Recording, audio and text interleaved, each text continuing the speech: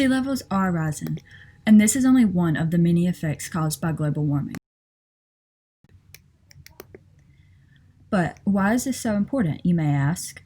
Because as atmospheric temperatures continue to rise, ocean temperatures get warmer and warmer, which causes seawater to expand and ice caps and glaciers to melt, both resulting in sea levels to rise. Until we can put a stop to rising atmospheric temperatures, the feedback loop will continue. Okay, but why should we care? Because rising sea levels have side effects such as flooding, contamination of soil, loss of habitats, erosion of coastal communities, and migration of people inland. Look it up. The media knows that this is an issue, and for the most part, they are pretty spot on accurate.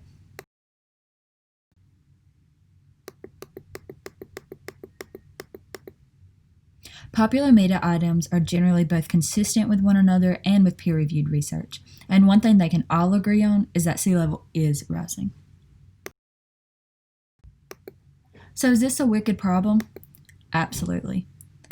There is no single answer to fix the problem of rising sea levels, and no one person, or even one discipline for that matter, can solve the issue of rising sea levels. It will take many. For example, environmental engineers, environmental scientists, public relations specialists, legislators, ecologists, economists, and architects, just to name a few. But there's hope. Scientists from many disciplines are searching diligently for ways to tackle this growing issue and concern for many.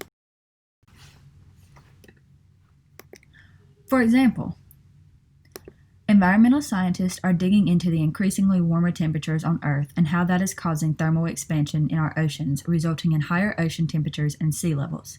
Rhodes is also using satellite data and statistical models to show how much sea level has already risen over the past 50 years and predicting how much more sea levels will rise over the next 2,000.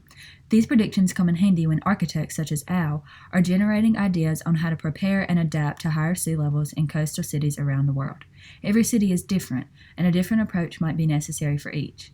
Al tackles this problem by using sea level and storm surge predictions in certain areas from environmental scientists such as Rhodes to develop and redesign plans that will protect civilization as a whole from rising sea levels.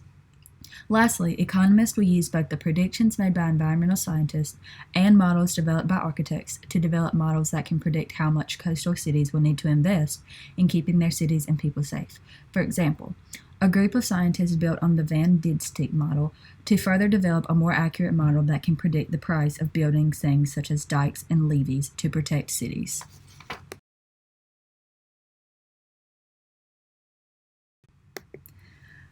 Thank you so much for watching. Here's a glimpse at my sources.